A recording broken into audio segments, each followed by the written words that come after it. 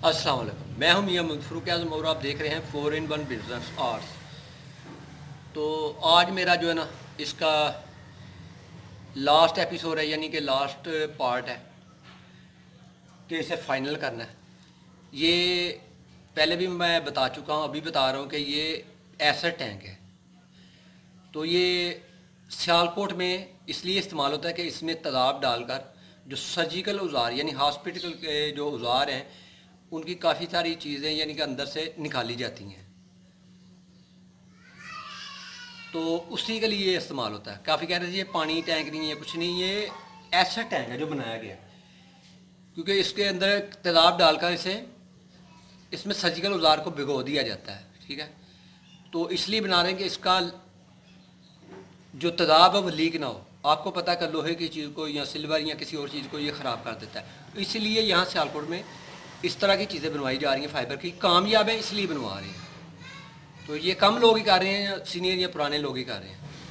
तो आइए मैं इसका जो प्रोसेस है वो आपको बताता हूँ। आपने गौर करना है ताकि आपके आने वाले वक्त में काम आए। आपने एक दफ़ा वीडियो देखनी है, बार बार तो नहीं देखनी, मुकम्मल देखा करें। ये नहीं कि आपने स्किप कर दी, देख ली, और हो सकता है कि जो कुछ मैं कुछ बोलूँ वो ज़रूरी हो, देखने के बजाय सुनने वाली बात ज़रूरी हो। तो आइए हम इसका काम शुरू करते हैं। तो सबसे पहला जो काम है वो आपका है कि आपने सब्सक्राइब करना है, लाइक करना है और शेयर करना है, ताकि मेरा हौसला बढ़े और ये वीडियो भी फैले, औरों तक भी पहुँचे और भी लोग काम करके कुछ कमा सके।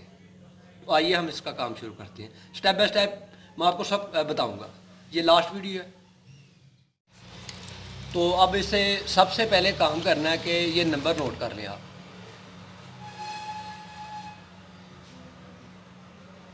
ये 100 नंबर यानी कि 100 नंबर का रेगमार है। ठीक है, तो ये हमें चाहिए पहले प्रोसेस के लिए।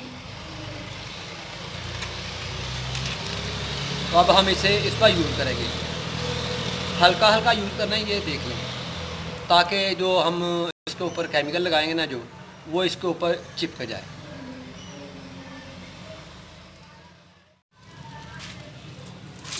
अब हम इस पर 100 नंबर का रेग मार। तो आप लोगों ने भी कोशिश करनी है कि जहाँ जहाँ थोड़ी सी मैट उभर गई है तो ये बेतरतीबा काम है तो लगाएं, और बाकी पर हल्का हल्का लगाना है, ज़्यादा नहीं लगाना कि नीचे से मैट निकल आए। यानी ये फिनिशिंग कर रहे हैं कि हल्का हल्का, यानी कि जो अब इसके बाद हम इस पर काम करें तो वो साफ़ सुथरा हो। और फिर ब्रश के साथ इसके अंदर से जो धूल मिट्टी है या जो भी है उसे साफ़ कर लें अच्छी तरह, ताकि ये आपके ब्रश को तंग ना करे बाद में काम करते हुए। तो कुछ चीज़ों का आपने ख्याल रखना है, कुछ देखने वाली भी होती हैं, कुछ सुनने वाली भी होती हैं।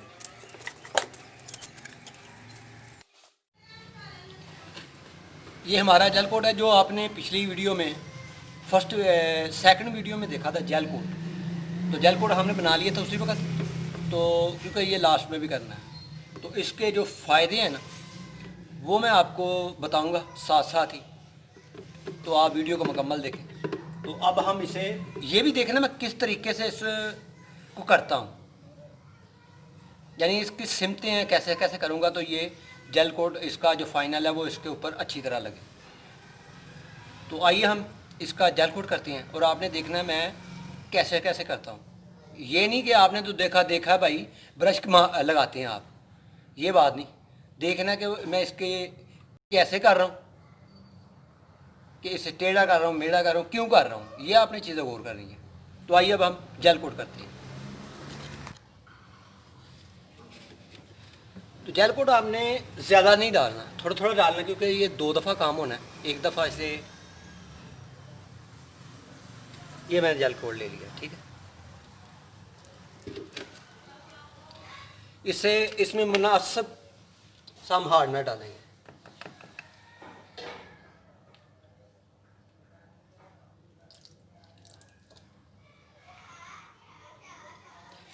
आप देख रहे हैं कि मैंने इसे खड़ा किया ताकि इसकी पहले साइडें करनी है।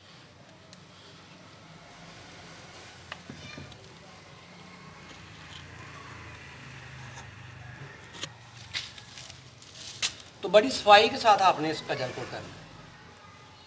तो आप देखें, मुकम्मल देखें, ताकि आपके इल्म में इजाफा हो। ये 5 मिनट की वीडियो देखेंगे आप, 5-10 मिनट की, तो कोई फ़र्क नहीं पड़ेगा। आपको इन कामों के लिए आपको सालों मेहनत करना पड़ती है, कोई बताएगा नहीं आपको। तो अगर 5-10 मिनट देख लेंगे तो कुछ नहीं होगा।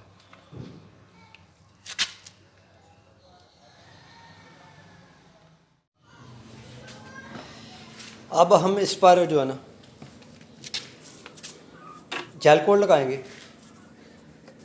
और जेल कोट को आपने अच्छी तरह पहले साइडों पर लगाना। अगर आपका इसी तरह का कोई काम है या कोई भी काम है, उसके कॉर्नर उनको ज़्यादा फिल करने की कोशिश करनी है। तो ब्रश को ज़्यादा से ज़्यादा घुमाएं, लगाएं और नज़र दौड़ाएं कि कहीं कुछ बारीक बारीक सुराख हो रह ना गए हों जिन पर आपने जेल कोट लगानी है, क्योंकि वहीं से लीकेज हो सकती है। वैसे इसमें लीकेज नहीं होगी क्योंकि हमने पहले एक टेस्ट कर लिया था। तो ये हम इस पर 2 दफ़ा जेल कोट का इस्तेमाल कर रहे हैं। तो आम शीट अगर बनाएं तो उस पर 1 दफ़ा इस्तेमाल करते हैं जेल कोट का। तो आप देखें कि मैं ब्रश को जेल कोट लगाने के बाद ब्रश को थोड़ा सा घुमाता भी हूँ, जो कमी पेशी है वो दूर हो जाए। तो ये चीज़ें देखने वाली हैं।